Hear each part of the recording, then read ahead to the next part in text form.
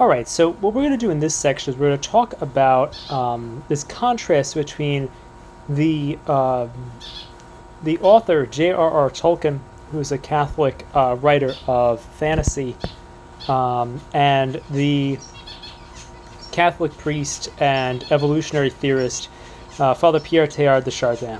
And one of the things that in this shift that I experienced was to understand them as contrasting philosophers. And the thing that's interesting about Pierre Teilhard de Chardin is that he talks about how he didn't really think that evolution was an idea that was important. He felt that evolution was the means by which he should think. That he felt that this was the fundamental principle of all reasoning and thought, essentially. And that was if you look at the substance of Father Teilhard's thought, that there really is this sense of, kind of things evolving one into another. This kind of process is very significant for the thought of Father Teilhard. So the thing that's interesting, if we contrast this with Tolkien's thought, which is the thought of Tolkien is very much the substance of it is what Tolkien talked about, this idea called sub-creation. So, for example, he understood that God created the world and then he created this fantasy world. And so it's very much, the substance of what Tolkien does is sub-creation. He kind of does this type of a thing. And, in a way, Father Teilhard is like the Catholic prophet of of a new modern way of thinking. And in essence, the in a sense, the New Age. And the reason why I say that is because many times there are things in the New Age movement that draw upon the thought of Father Teilhard, and this is a kind of a way, because the idea of evolution is what galvanizes both East and West, the New Age movement. And in the West, we see this in Father Teilhard, and in the East, we see this, I think, in the thought of Sri Aurobindo.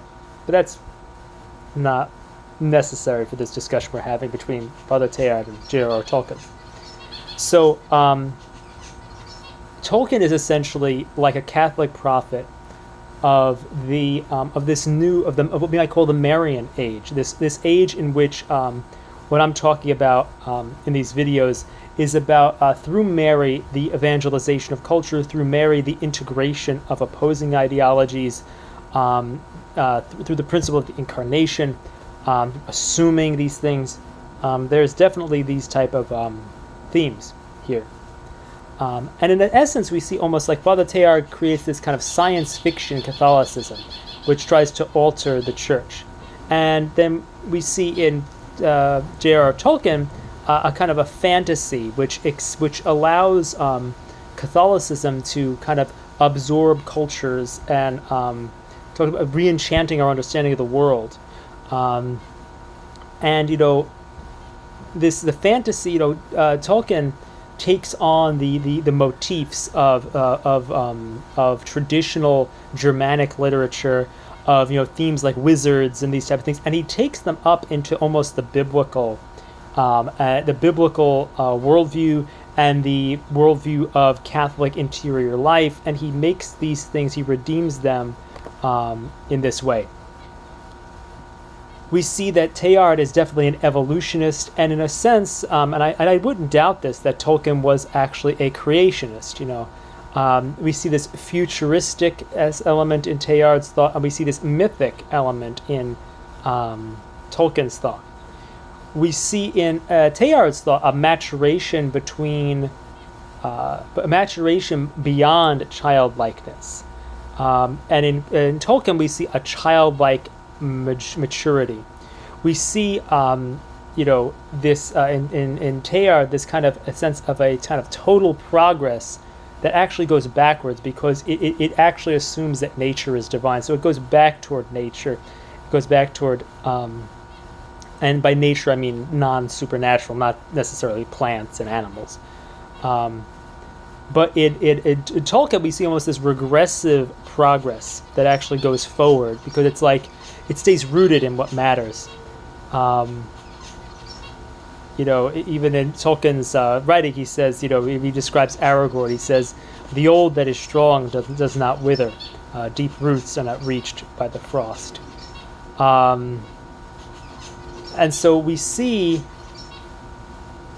in Teilhard there's a kind of a science fiction creation spirituality, and in Tolkien we see a kind of a fantasy creativity spirituality, and we see in Teilhard what I would call in his ideologies the compromise of the church's doctrine through a kind of science fiction, and I see in Tolkien the reenchantment of the world by the church through fantasy.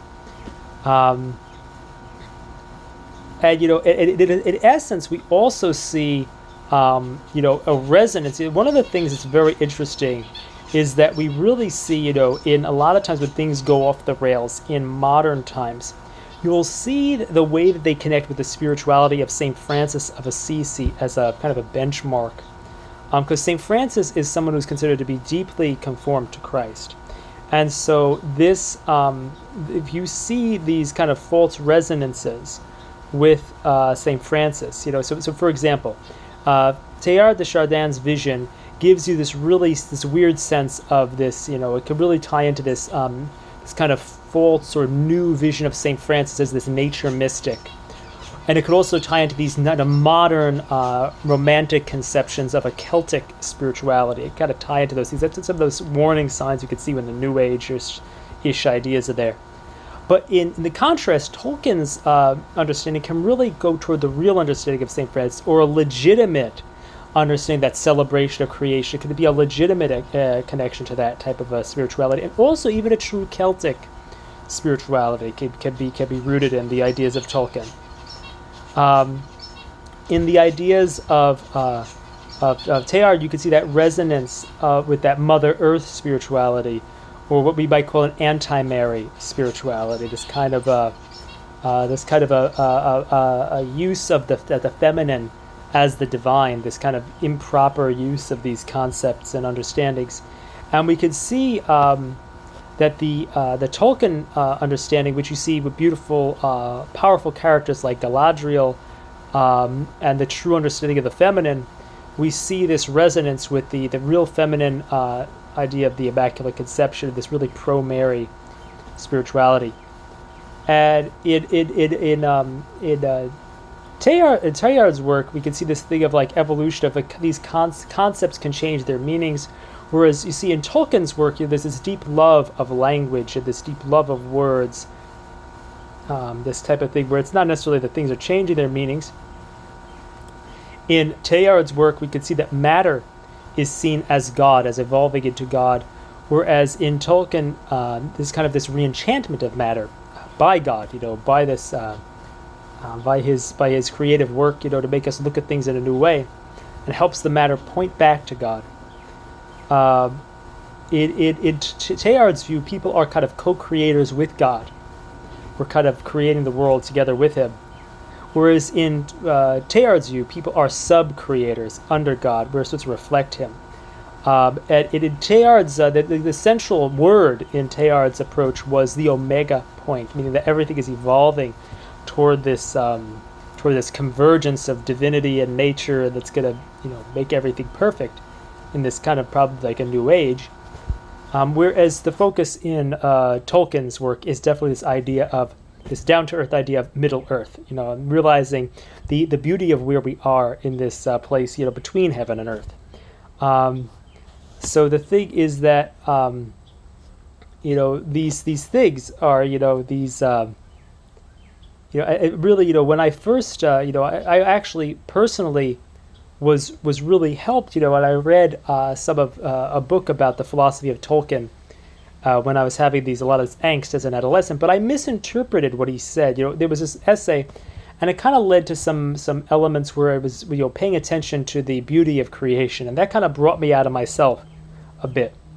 But the thing really was that this didn't lead me into a sense of an authentic creation spirituality. It led me into something that was more of an inauthentic creation spirituality. It led me into this Eastern perspective, which is much more along the lines of what Teilhard is talking about philosophically, and more akin to that. And it let me fall into that rather than, really rise into the Catholic understanding. And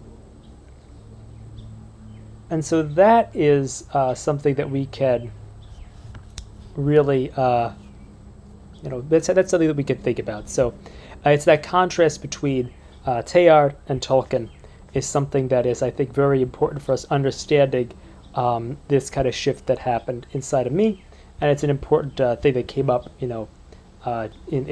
the course of these different ideas that came forward.